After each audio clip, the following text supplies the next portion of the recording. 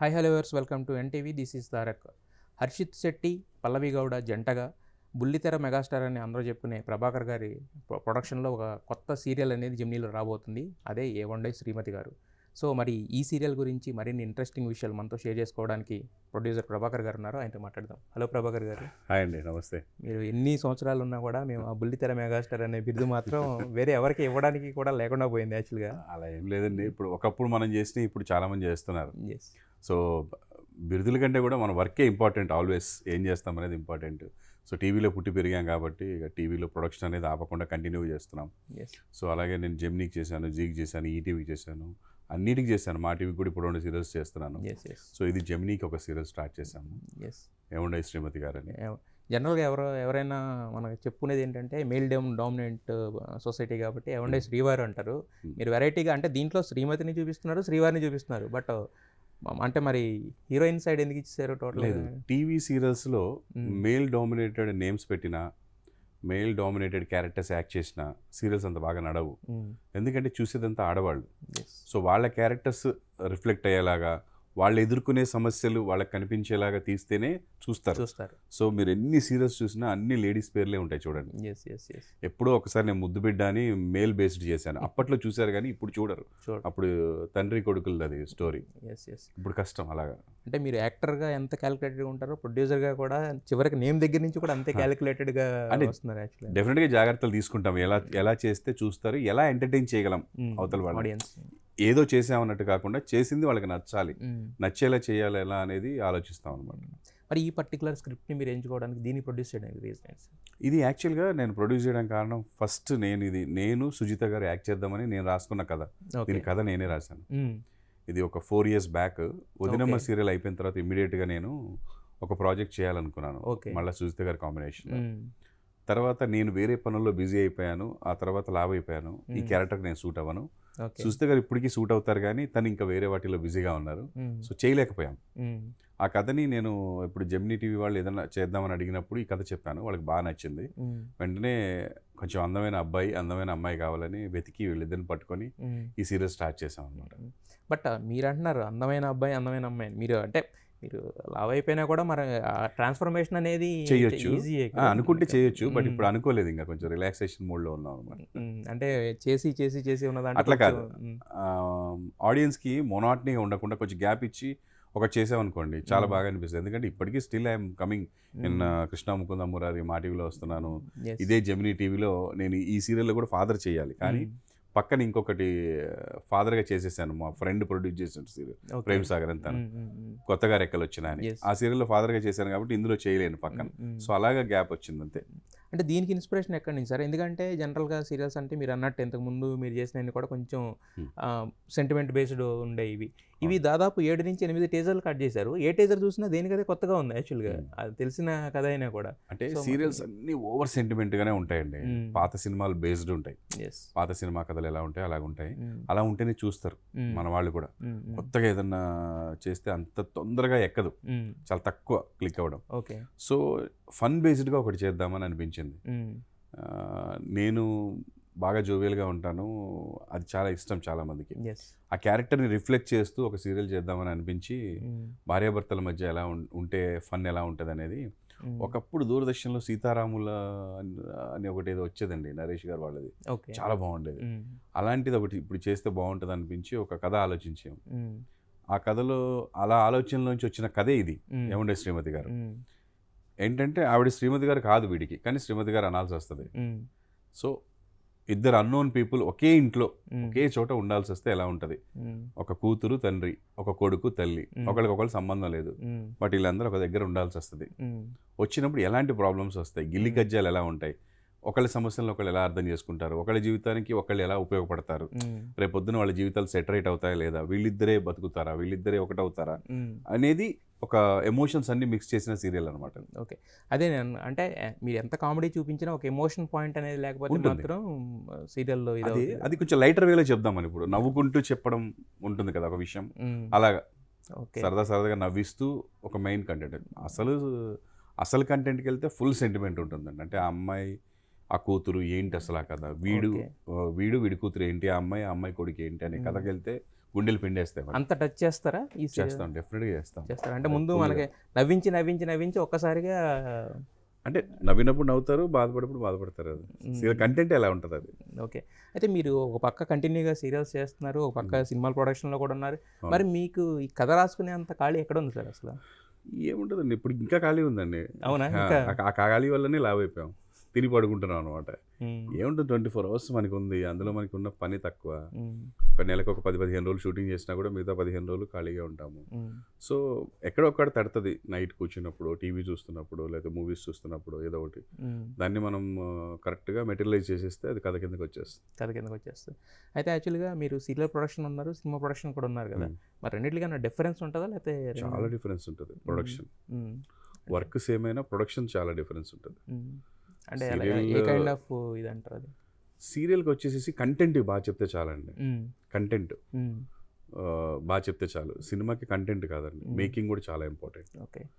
ఇక్కడ మేకింగ్కి అంత ఇంపార్టెన్స్ అవసరం లేదు.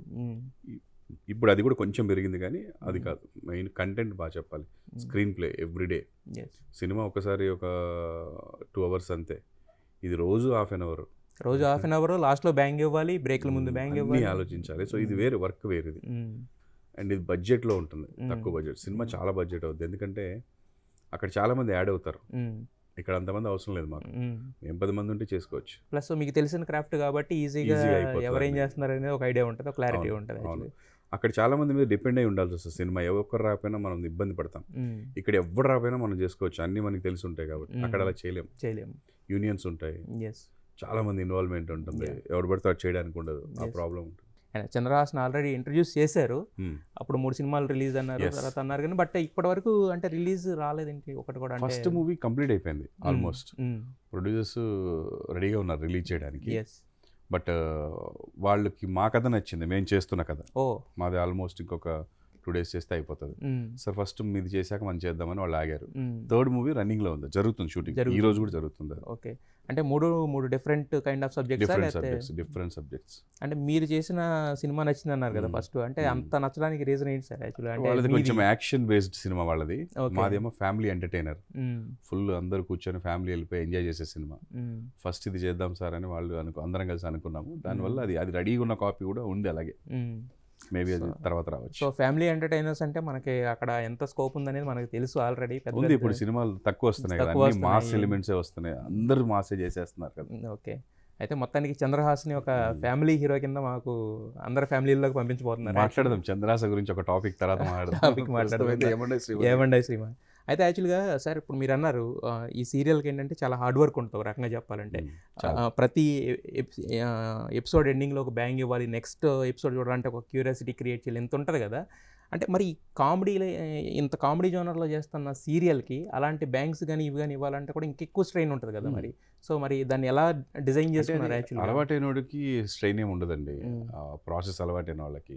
కొత్త వాళ్ళకి స్ట్రెయిన్ అవుతుంది. మీరు ఇప్పుడు వెళ్ళి ఫస్ట్ డే జిమ్ చేయాలంటే చాలా కష్టంగా ఉంటుంది. పొద్దున్న లేస్తే 6 pack కూడా గాడి ఈజీగా చేసేస్తాడు. అలాగే ఇది కూడా ఏ వర్క్ అయినా అంతే, మనకి అలవాటు ఉన్న పనే కదా. బ్యాంగ్ ఎక్కడ వస్తే బాగుంటుంది, కంటెంట్ ఎక్కడ చెప్తే బాగుంటుంది, అలాగే వెళ్ళిపోతుంది. అన్ని ఎమోషన్స్ మిక్స్ అయ్యి వెళ్ళిపోతుంటాయి అనమాట.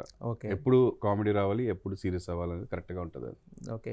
అయితే దీంట్లో వీళ్ళిద్దరిని సెలెక్ట్ చేసుకోవడానికి రీజన్ హర్షిత్ శెట్టి అండ్ అంటే పల్లవి వచ్చేసి ఫస్ట్ ఎసెట్ అమ్మాయి ఈ సబ్జెక్ట్కి, తను బాగుంటుంది, బాగా చేస్తుంది, బాగా తెలుసు మాకు అమ్మాయి. సో ఫస్ట్ సబ్జెక్ట్ అనుకోగానే ఫస్ట్ ఆప్షన్ అమ్మాయి అనుకున్నాము. తను ఓకే చెప్పింది కాబట్టి సెకండ్ ఆప్షన్కే వెళ్ళలేదు.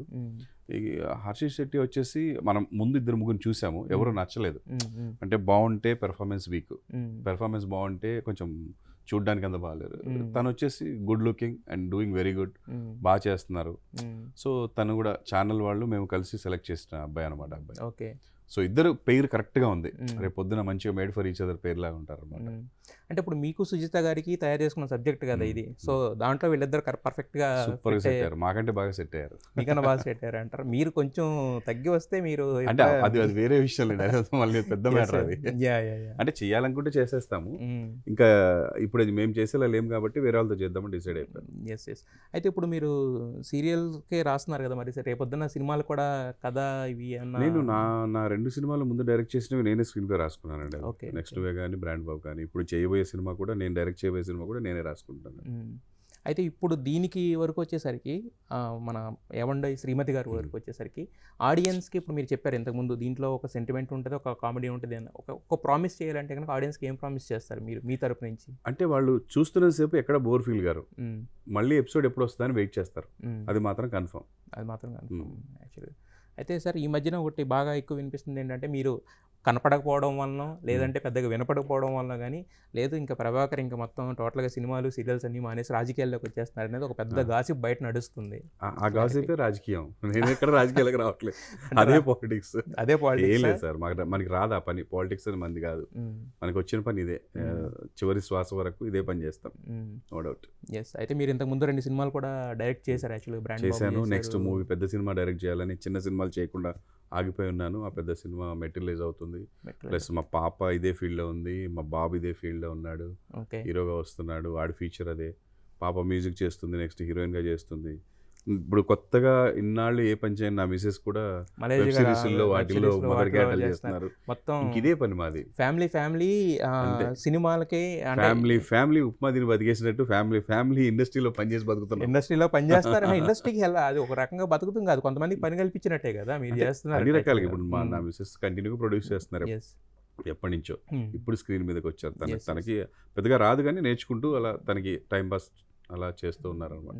అని మీరున్నారు కదా సార్ గైడ్ చేయడానికి, ఎంతసేపు గైడ్ చేస్తాము, హెల్ప్ చేస్తాము, కోఆపరేట్ చేస్తాము. అందులో ఎప్పుడు వెనకాడం. ఎంతో మంది బయట వాళ్ళకి చేస్తాము, ఇంకా సొంత వైఫ్ కిందకి చేయం. మరి మీ అబ్బాయిని మీరు డైరెక్ట్ చేసే సినిమా ఎప్పుడు అంటే మిగతా వాళ్ళతో లాంచ్ చేద్దామండి. ఎవ్వరు వాడిని డైరెక్ట్ చేయకుండా వాడు ఖాళీగా ఉన్నాడు అనుకోండి, అప్పుడు చేద్దాం. చాలా మంది వస్తున్నారు, రోజుకి 4-5 వస్తున్నారు, కథలు చెప్తున్నారు. స్టిల్ ఇంకా 3 సినిమాలు రన్ అవుతున్నారు, వస్తూనే ఉన్నాయి సార్, వస్తున్నాయి. మా అబ్బాయి అనే కాదు, రేపు మీ అబ్బాయి వచ్చినా ఇండస్ట్రీకి కొంచెం ఇతను పనికి వస్తాడు అనుకుంటే వస్తూనే ఉంటాయి. చాలా మంది ఉన్నారు ఆస్పిరెంట్స్, విపరీతంగా ఉన్నారు, కథలు రాసుకొని ఏదో చెయ్యాలని సాధించాలని. వాళ్ళందరికీ హీరోస్, ఇప్పుడు మన హీరోస్ డేట్స్ ఒక్కొక్కళ్ళు 1 year 2 years బ్లాక్ అయిపోయి ఉన్నాయి. వాళ్ళు కథలు చేయాలంటే ఎప్పుడు చేయాలి? ఒక్కొక్క హీరో 10 సంవత్సరాలు లేడు. పెద్ద హీరోస్ ఎవ్వరు కూడా 10 years వరకు లేరు మీరు ట్రై చేస్తే. సో కొత్త హీరోస్ వస్తే మంచి ఇండస్ట్రీలో డెఫినెట్గా అవసరం ఉంది, చెప్తారు, ఎవరు వచ్చినా చెప్తారు. మరి మీరు అనుకున్న పెద్ద హీరో సినిమా ఎప్పుడు మేము చూడొచ్చు అంటే డైరెక్టర్గా? అంటే నేను ఈ సంవత్సరం 24లో డైరెక్టర్గా మళ్ళీ స్టార్ట్ చేస్తాను. అదే మీరు ఆల్రెడీ 2 సార్లు చూసాము బిగ్ స్క్రీన్ మీద. నేను ఈసారి కొంచెం గట్టి కొడతాం. పెద్ద హీరో అంటే పెద్ద సినిమా చేస్తేనే పెద్ద డైరెక్టర్ ఇక్కడ. చిన్న సినిమా నువ్వు ఎంత బాగా చేసినా చిన్న డైరెక్టరే. అందుకే డిసైడ్ అయ్యా పెద్ద సినిమాని చేద్దామని. పెద్ద హీరో లీక్ ఏమైనా ఇవ్వగలరా? పెద్ద హీరో పలానా? లేదు, ఆయనే చెప్తారు, మనం ఎందుకు చెప్పడం. ఆయనే చెప్తారు. ఆయన చెప్తే మనకి గౌరవం, మనం చెప్తే మనకి కూడా చీప్గా ఉంటుంది. మనకి చీప్గా ఉంటుంది. మొత్తానికి చాలా అంటే మీ మాటలు అక్కడే కాదు సార్, ఇక్కడ కూడా పేలుతున్నాయి యాక్చువల్గా. తోటల్లో ప్రతి మాట చాలా క్లారిటీగా మాట్లాడతారు, ఆచితూచి. అది క్లారిటీ అనేది క్లియర్. క్లారిటీ ఉన్నట్టుగా మాట్లాడడం అనేది ఎక్కడైనా క్లియర్గా ఉంటుంది, నో డౌట్. నెక్స్ట్ మీకు నెక్స్ట్ మంత్ నుంచి కొంచెం మంచి అప్డేట్స్ వస్తాయి. మీ సినిమాకి సంబంధించి అయితే మీ బాబు అన్నారు కాబట్టి ఇంకొకటి, లాస్ట్ ట్రోల్స్ అయితే చేశారు కానీ ఆఫ్టర్ దట్ ఆయన చేసిన వర్కౌట్స్ ఇవన్నీ చూసిన తర్వాత మళ్ళీ అందరూ కూడా మళ్ళీ అంటే అలా స్టార్ట్ అయ్యి నెగిటివ్గా పాజిటివ్ అయింది. దానివల్లనే మాకు బాధ్యత పెరిగింది. అదే నెగిటివిటీ అలా ఉంటే టక్కన ఫస్ట్ సినిమా అలా వచ్చేసేది. అది పాజిటివిటీ అయిన తర్వాత ఇది వస్తే బాగుండు అనిపించింది, కొంచెం స్కేల్ పెద్దగా అయిపోయింది. మరి యాజ్ ఏ ఫాదర్గా, యాజ్ ఏ ఇన్ని సంవత్సరాలుగా మీరు సినిమా ఇండస్ట్రీలో ఉన్నారు కాబట్టి అక్కడ ఏమన్నా కొంచెం సపోర్ట్ చేశారా మీ బాబు? అంటే ఇవన్నీ ఉంటాయి, ఎందుకంటే నేను సపోర్ట్ చేద్దాం అనుకునే లోపు వాడే ఆటోమేటిక్గా అర్థం చేసుకున్నాడు, వెరీ ఈజీ అయిపోయింది అదంతా. ఎందుకంటే సార్ ఈ రోజుల్లో ఎలా ఉంటుందంటే ఎదటోళ్ళు ఒకటి అనేసరికి మైండ్ డైవర్షన్లు అనేవి ఈజీ కదా చాలా. అవును, అలా ఉన్నారు. ఈ జనరేషన్ చాలా సింపుల్గా తీసుకుంటున్నారు, టఫ్గా ఉన్నారు అంటారు. They will do and they will receive. వాళ్ళు చేస్తారు, వాళ్ళు రిసీవ్ చేసుకుంటారు. అందరూ అలాగే ఉన్నారు. మొత్తానికి అయితే ఇప్పుడు జెమినీలో రాబోతున్న ఏమండో శ్రీమతి గారు సీరియల్ అయితే మాత్రం సూపర్ డూపర్ హిట్ అవ్వాలి. నాకు ఇష్టమైన సబ్జెక్ట్ అండి ఇది, డెఫినెట్గా పెద్ద హిట్ అవుతుంది. మంచి ఆర్టిస్టులు పడ్డారు. పల్లవి మీ అందరికీ తెలుసు, పసుపు కుంకుమ సీరియల్ అప్పటి నుంచి కూడా చాలా పెర్ఫార్మెన్స్ కానీ తన లుక్ కానీ వెరీ బ్యూటిఫుల్, ఆదరించారు కూడా. యాక్చువల్గా మా కొత్త హీరో కూడా సూపర్, తను కూడా హర్షిత్ కూడా చాలా బాగున్నాడు. ఇద్దరు కెమిస్ట్రీ కూడా మీరు ఇద్దరు పిల్లలు చాలా మెయిన్ క్యారెక్టర్స్, వాళ్ళు సూపర్ ఉంటారు.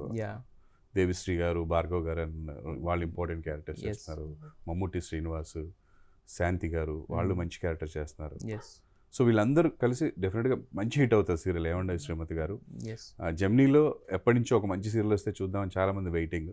సో ఈ సీరియల్ డెఫినెట్గా అందరికి రీచ్ అవుద్దని ఆ మనస్ఫూర్తిగా కొరత ఈ సీరియల్తో తీరిపోద్ది అనేది డెఫినెట్గా ఆ సీరియల్కి సంబంధించి మీరు నన్నే అడుగుతున్నారు, కొంచెం మా హీరోయిన్ కూడా అడిగితే బాగుంటుంది. నెక్స్ట్ అంటే మీరు దానికి ఆద్యుడు కాబట్టి మీ దగ్గర నుంచి పుట్టింది కాబట్టి సో స్టార్ట్ అయింది నా దగ్గర నుంచి. నెక్స్ట్ ఇప్పుడు సీరియల్ ట్రాన్స్ఫార్మ్ అయింది వాళ్ళ దగ్గర నుంచి కాబట్టి నెక్స్ట్ వాళ్ళ నెక్స్ట్ వాళ్ళని కూడా కొంచెం అడిగి తెలుసుకోండి మొత్తం విషయాలు.